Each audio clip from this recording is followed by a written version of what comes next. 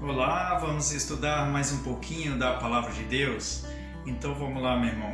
Eu quero trazer aqui uma informação importante que no vídeo anterior eu disse que o profeta disse que Deus castiga, né? Na verdade, aqui só um esclarecimento que quem falou que Deus castiga foi Elifaz, o amigo de Jó, né? E na verdade a palavra diz que Deus corrige aquele que ama, tá certo? E aí, veja, já pegando um gancho desse vídeo anterior, nós estávamos vendo ali que o Elifaz falou palavras de Deus e daí a pouco falou palavras que não condiziam com a palavra de Deus, né? Diferentes da índole de Deus, daquilo que Deus fala. É o nosso assunto de hoje, né? E eu quero já começar falando com você que Deus é amor e quem é de Deus precisa amar, né? Por que você está falando isso? Por causa de 1 Coríntios capítulo 13, versículos 1 até o 3. Vamos ver? Olha, diz aqui, ó. Ainda que eu falasse a língua dos homens e dos anjos e não tivesse amor, seria como um metal que soa ou como um sino que tine.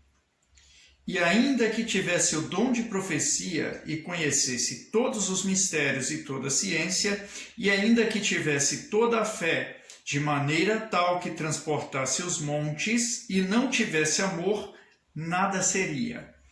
E ainda que distribuísse toda a minha fortuna para sustento dos pobres, e ainda que entregasse o meu corpo para ser queimado, e não tivesse amor, nada disso me aproveitaria. O que eu quero dizer para você é que o sino, ele fala, ainda que eu falasse a língua dos homens e dos anjos, e não tivesse amor, seria como metal que soa, ou como sino que tine. Essa comparação é muito proveitosa porque quando você ouve o barulho do sino, ele é lindo. Faz tom, né? Tom. E aí ele fica soando por alguns segundos e é lindo. Só que depois ele para. Você entende? O amor não pode acabar, mas o barulho do sino acaba, né? Então a comparação que ele faz aqui é que nós precisamos de amor. E se Deus é amor, aquele que é de Deus tem que amar. Tem que andar em amor. Você está entendendo? E o amor de Deus, meu irmão, é uma coisa incomparável e não pode acabar, né? Por que eu já entrei aqui no 1 Coríntios 13? Para você entender o que nós vamos ver lá no capítulo 6 de Jó, vamos lá. Jó capítulo 6. Aqui, do versículo 1, para você entender. Ó.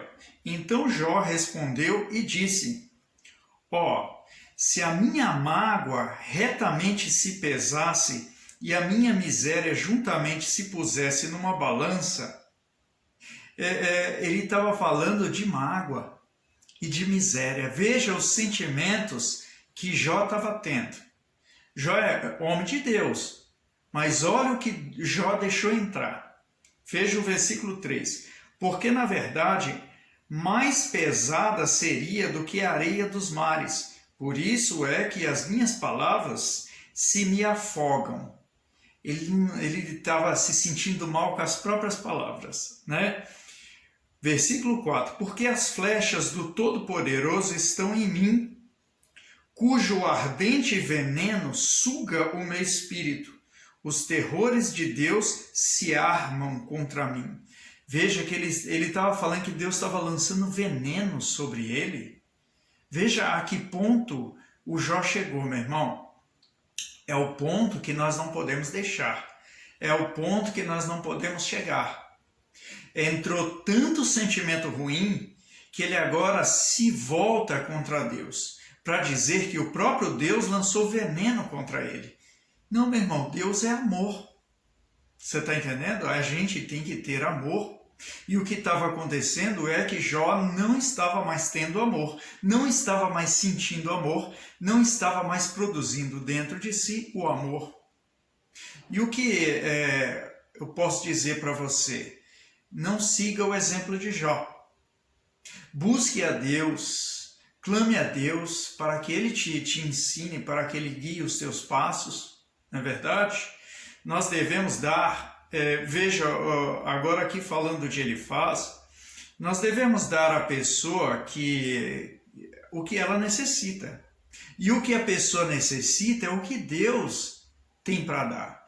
Porque, meu irmão, eu posso até conhecer a pessoa, mas se eu não der o que Deus dá, porque na verdade Deus conhece a pessoa e eu não, ela pode estar recebendo algo que ela não necessita.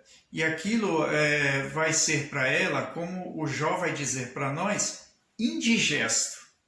Né?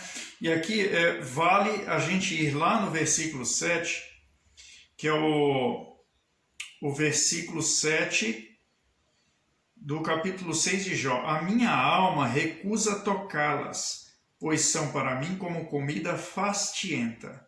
Né? O versículo 6, para você entender. Ou comer-se-á sem sal o que é insípido, ou haverá gosto na clara do ovo, a minha alma recusa tocá-las, pois são para mim como comida fastienta. Ele tem outra tradução da Bíblia que fala que a minha alma recusa tocar as suas palavras. Né? Estas palavras são para mim como comida fastienta. As palavras de Elifaz para Jó estavam sendo indigestas. Ele não estava conseguindo digerir. Não estava comendo, não estava sendo bom. Você entendeu? O Elifaz estava tentando ajudar a Jó, o Elifaz estava trazendo, segundo o entendimento dele, uma palavra que levantaria Jó, mas o Jó aqui abre o jogo e está falando que a minha alma recusa tocá-las. Tocá-las quem? As palavras de Elifaz, né? Pois são para mim como comida fastienta. Eu não aguento, Elifaz, estas suas palavras são fastientas. Sabe, quando você está tentando ajudar uma pessoa com uma palavra de Deus, você está tentando levantar aquela pessoa, ela até fala para você, entendi, obrigado pelas palavras, obrigado pela oração. Né? Você vira as costas e ele pensa assim na mente dele, porque não tem coragem de falar, né? Não aguento mais esse irmão, não aguento mais essa pessoa, não aguento mais essas palavras fastientas. Por quê? Porque são palavras sem amor. Então, o meu conselho para você quer ajudar alguém, você quer fazer a obra de Deus, ame. Porque senão, o que você der será fastiento, indigesto. A pessoa não vai receber. Ou você faz por amor, ou não vai ser como o sino que tine. Vai ser como o metal que soa. Não vai prosseguir, não vai dar em nada, não vai produzir. O barulho vai acabar, vai ser só barulho. O que você estiver falando vai ser só barulho. A palavra de Deus diz que Jesus nos convocou, certo? Ide por todo mundo, pregai o evangelho a toda criatura. Mas já pensou se você estiver dando uma comida fastienta, algo que a pessoa não está digerindo, não consegue receber? É por isso, meu irmão, que milagres não acontecem. É por isso que transformações de vidas não ocorrem. A pessoa está esperando uma cura, uma libertação, mas ela não é liberta. Porque, meu irmão, talvez estas obras de Deus estão sendo feitas sem amor. Tem que amar. Você tem que negar a própria carne de uma forma que você queira aquela pessoa bem ou melhor do que você. Você tem que amar. Procurar saber de Deus. Deus, que amor é esse? É o amor de 1 Coríntios 13, meu irmão. É o amor de 1 Coríntios 13. Olha o que ele diz aqui. Coríntios. ainda que eu falasse a língua dos homens, certo? Fosse poliglota, e dos anjos, e não tivesse amor, seria como um metal que soa, como um sino que tine. E ainda que tivesse o dom de profecia, porque você deve conhecer alguns profetas por aí, né? Deus mandou dizer e tal, né? E conhecesse todos os mistérios e toda a ciência, e ainda que tivesse toda a fé, de maneira tal que transportasse os montes, e não tivesse amor, nada seria. Não vai adiantar. Vai ser uma comida indigesta. Para você talvez sirva, mas você tem que amar o seu próximo como a ti mesmo. Assim ensinou nada mais, nada menos do que o Senhor Jesus. Você entendeu? Aqui, meu irmão, eu quero deixar essa palavra para você e dizer que o Espírito de Deus guie os seus passos. Que Ele seja a tua luz e que você possa amar. Acima de tudo, amar. Certo? Porque se você ama a Deus sobre todas as coisas e seu próximo como a ti mesmo, né? Você vai estar, você vai ser um transporte de uma boa alimentação, né? Um anunciador de uma palavra que produz. Não vai ser uma comida indigesta, fastienta, que nem o Jó. O Jó estava sem amor. Ele precisava de quê? De amor. O que ele faz estava levando acusações, falando mal de Deus, confundindo, ora falava bem, ora falava mal. E aí, meu irmão, para Jó, essa comida foi fastienta. Não estava descendo. Você entendeu? E aí, meu irmão, fique ligado, hein? Que Deus te abençoe em nome de Jesus. Amém?